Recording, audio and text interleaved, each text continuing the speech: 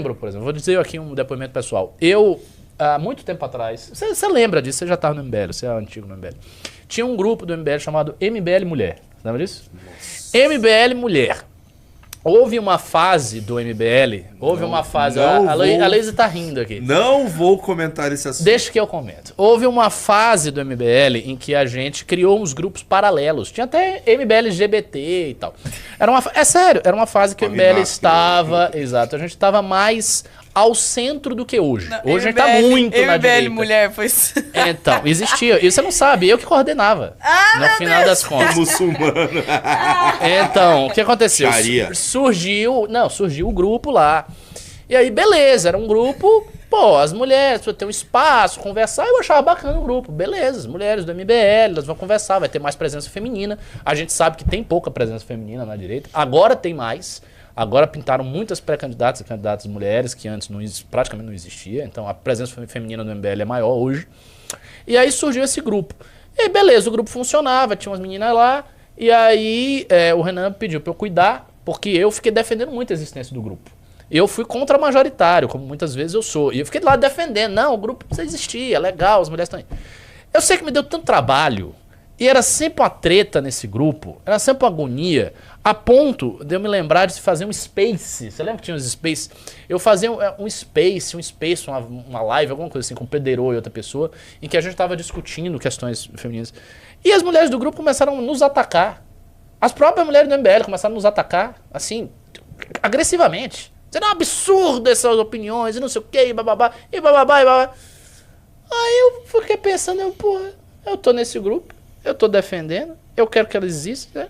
E elas estão aí me atacando, nos atacando, por uma divergência de opinião das pessoas que são lideranças do movimento. Aí passou mais um tempo, elas começaram a brigar entre si. Aí era uma mulher brigando com a outra dizendo, não, porque você é invejosa. Começaram a brigar. Você é invejosa, não sei o que, você não faz nada pelo movimento. Aí começaram as acusações. Você quer seduzir alguém, bababá, tudo dedo no olho. Começou, a galera é assim. Meu Deus. E aí deu uma confusão, não sei o que. Eu sei que no final esse grupo teve que ser dissolvido, ele foi dissolvido. Então, na prática, moral da história, não tem que ter nada específico pra nada, entendeu? Tem que defender o universal. E é isso. Pautas universais. Mulher mais dinheiro, coisas que precisam ser pautadas urgentemente acabar no Brasil, principalmente, que são resquício de pauta americana também, né? Cuidado. Cota para mulher no mercado de trabalho, de RH, esses negócios, precisa acabar. Isso é um problema. Essas cotas todas precisam acabar. Precisa acabar urgente isso, tá? Porque isso está destruindo empresas. Porque é o seguinte... O que acontece o que está acontecendo nos Estados Unidos e já está começando a acontecer aqui? Elas dominam o RH, porque tem uma cota. E elas botam quem elas querem ali. Não, chega num certa porcentagem, ela só contrata mulher, e vai para 60%, 70% e acaba a empresa. A empresa morre. É óbvio. Entendeu? Porque elas não estão contratando as pessoas pela competência, estão só enfiando o nome de mulher. Só que daí o que acontece? E como elas costuma brigar muito entre si. Mulher se odeia. Daí o que tá acontecendo, que é o perigo que essa... Genuinamente as mulheres se odeiam. E o que tá acontecendo daí, que é o perigo? Esse tipo de coisa no serviço público. Qual o impacto que isso vai ter? Porque agora estão no serviço público também. Você não tá entendendo. No Brasil já existem alguns concursos. Tá começando a pintar um concurso... Não é cota, não. O concurso é exclusivo. E não é pra mulher, é exclusivo pra, sei lá, quilombolas e... Acabar urgente. Não tem cota pra chapa, pra mulher, velho. Outra coisa que precisa acabar urgentemente, cota de 30% de mulher na política. Sim. Isso precisa acabar urgentemente. Exatamente.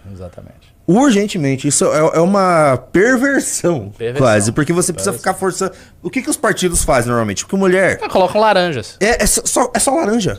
É só laranja. Esposa do cara.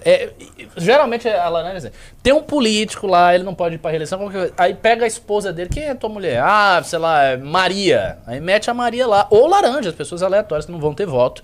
E vai enfiando as pessoas. Nós aqui da missão, nós tivemos o cuidado de realmente buscar candidatas. Sim. De realmente buscar quadros do MBL e tal.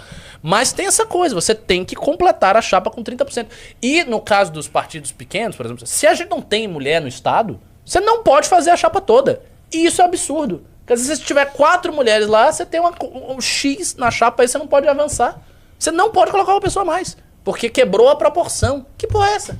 Isso é absurdo. Aí você tem que seguir aquela... Tem que ter 30%. Mano, assim, e não precisa. As mulheres que têm vocação política, elas encontram o seu caminho de ascender, entendeu? Várias mulheres ao longo do século XX foram importantes na política. Margaret Thatcher, por exemplo. Não teve Precisou cota para ela ser primeira-ministra da Inglaterra? Angela Merkel. Ela foi a primeira-ministra mais longeva na Alemanha dos últimos tempos. A pessoa mais importante da política na época dela, porque é a nação mais importante da União Europeia. Ela ficou lá 16 fucking years, como diz o Martin. 16 anos sentada lá no parlamento alemão e não precisa de cota. Ela só estava lá. Ai, eles vão usar corte. Cara, pelo amor de Deus, isso é o básico. Pô, parem de ter medo de expressar algumas ideias básicas. Se a gente não puder dizer isso aí... Não, vamos fazer igual o Flávio, votar em lei de misoginia pra não cair senão a oposição vai reclamar da gente. Pô, puta que pariu, a esquerda brasileira fala em revolução, cara. Fala em pegar arma e matar a gente. Ele não pode falar que não tem que ter cota de mulher? Não existe, cara, não pode. Temos que falar. E assim, um detalhe. Se nós não falarmos, ninguém vai.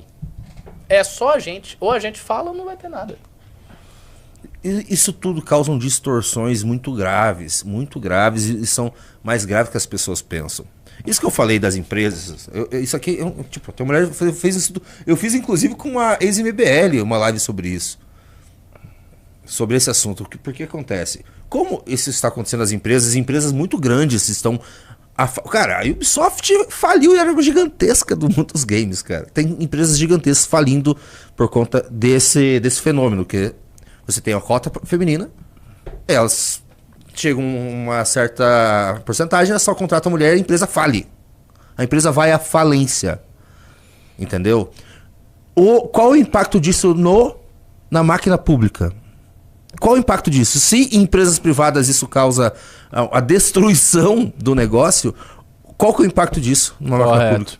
Você, assim, as distorções causadas por cotas de toda a natureza é algo...